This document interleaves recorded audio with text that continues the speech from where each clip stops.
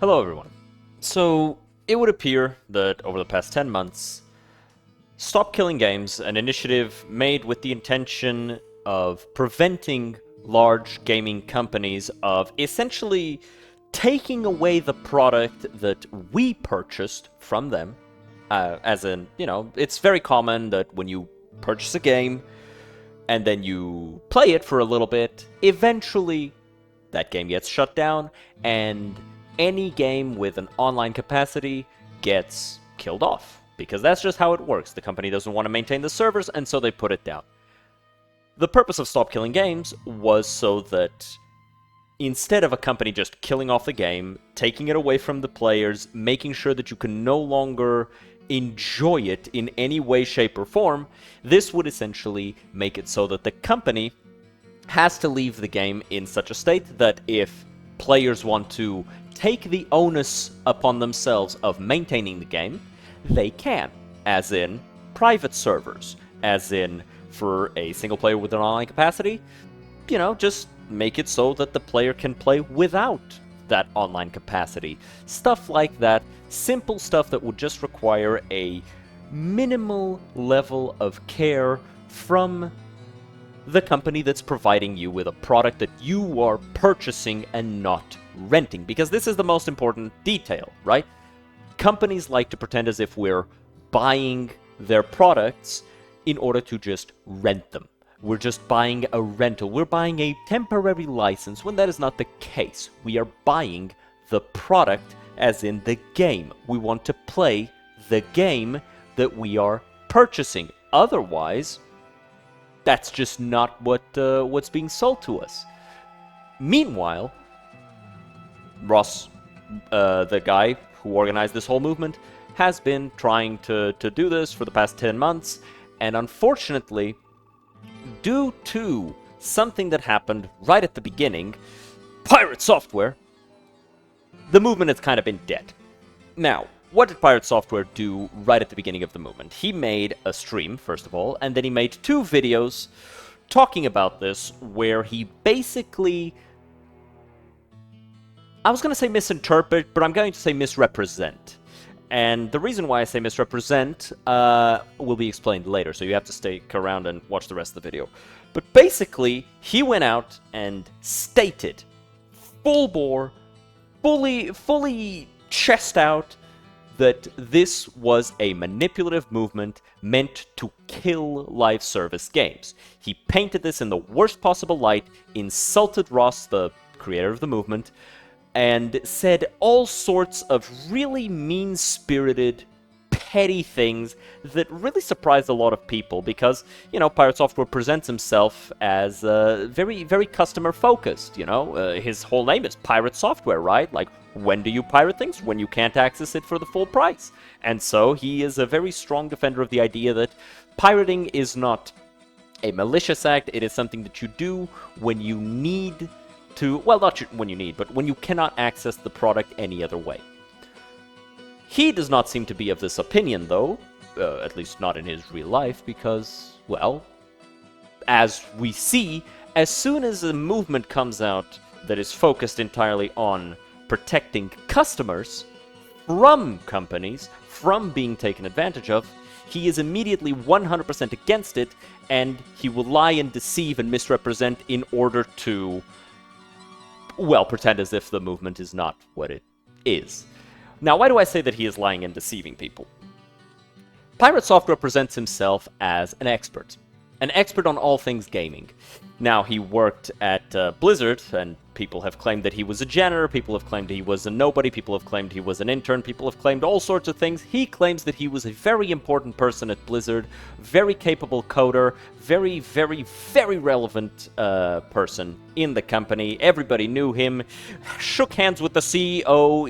The CEO even let him sleep with his wife a couple times. That's how big deal Thor claims to have been. And it's starting to kind of show that he kind of has a little bit more of Blizzard in him than he believes, because when presented with something that really everybody else understood, he claims no one other than himself understood the assignment and is actually wrong about everything. Even Moist Critical and Josh Strife Hayes tried to reach out to him. These people are known for being reasonable, and yeah, he kinda just took that interaction and tweeted about it as if they were the idiots, even though everybody seems to say that, hey, you're wrong about this. Now, I'm not going to go into detail about the things that Pirate Software has said, because really it's not important. He's essentially stated numerous times, and every time that this comes up, he states it again, that the whole thing with Stop Killing Games is that it's entirely focused on single-player games with online functionality, when that is not the case. If you go on the site, you can see what this is about. This is all about preventing companies from taking away the products you buy. For example, let's say that I really enjoy Fallout 4.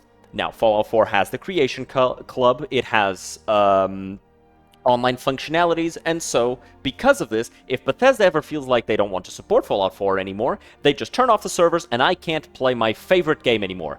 Thankfully, I have good taste in video games, so I don't actually enjoy Fallout 4, but this could happen to any other video game.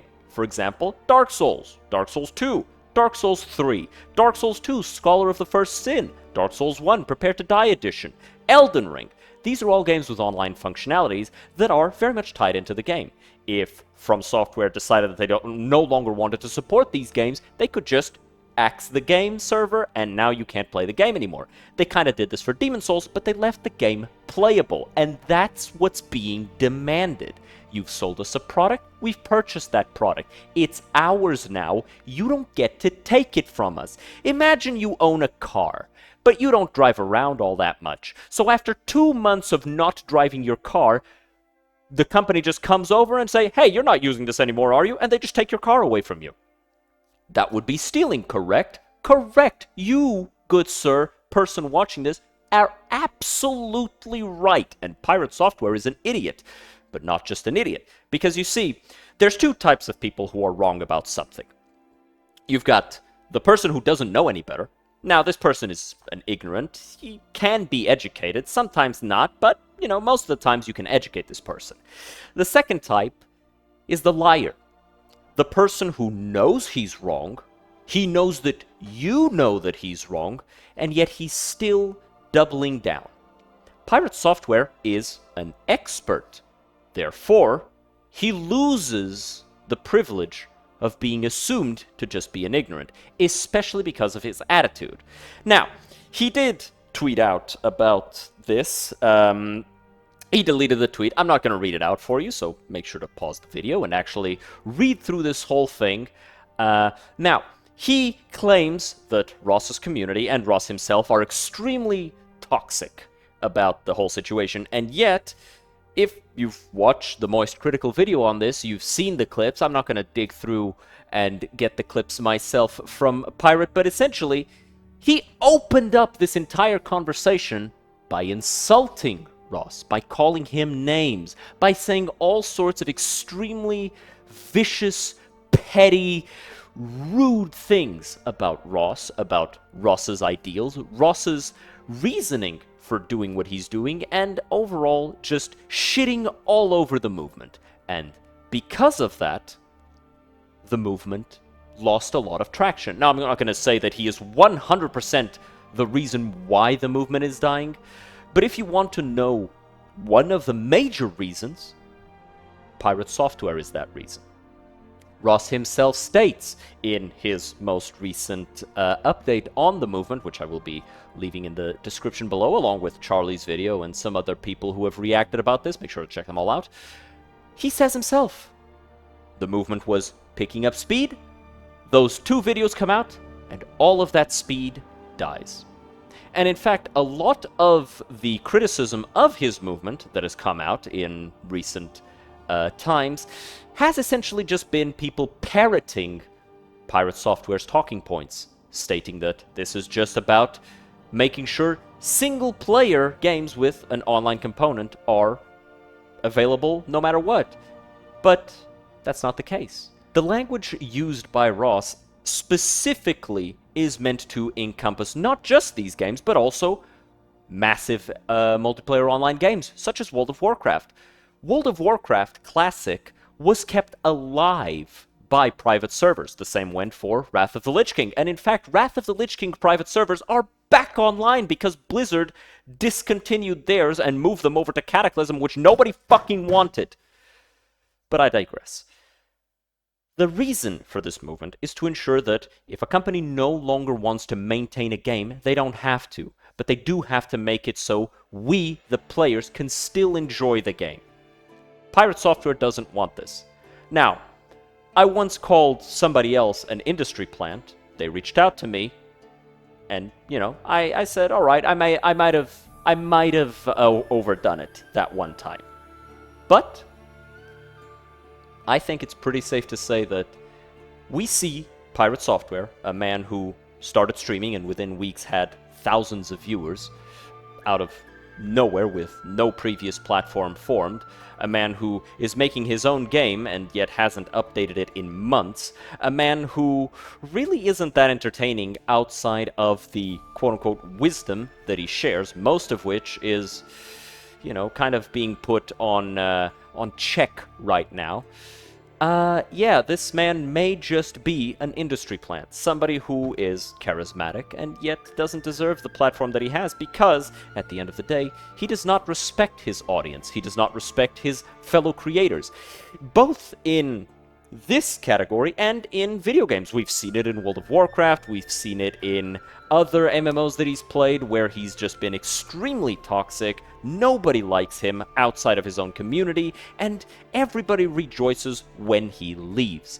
This is because he is a petty person, a person who is incredibly narcissistic in his dealings. Now, this isn't me diagnosing him, I do not have the necessary documents to be able to do that, nor do I have the experience, but he does behave as one would expect a narcissist to behave. And so, I hereby deem Pirate Software as a dickhead. I hope you guys enjoyed, I hope you guys agree. If you don't, let me know in the comments, drop all of the hate brigades. I know you're gonna want to do that, Pirate Software viewers. Not that you watched the video all the way here, you probably just looked at the title and went, I must defend my king, Pirate Software, what about the ferrets? Nobody gives a shit about the ferrets. The ferrets aren't the target of this situation. I love ferrets, they're cute little critters, and I'm really happy that Pirate Software has that movement where he takes care of ferrets and he protects them. And, you know, I felt really bad when he talked about how he lost one of the ferrets, but that's not the point of this conversation at all. So, anybody bringing up the ferrets in the comments will get bullied for it. So, I hope you guys have a wonderful day. Like, subscribe. I'll see you guys next time. Have a good one. Cheers.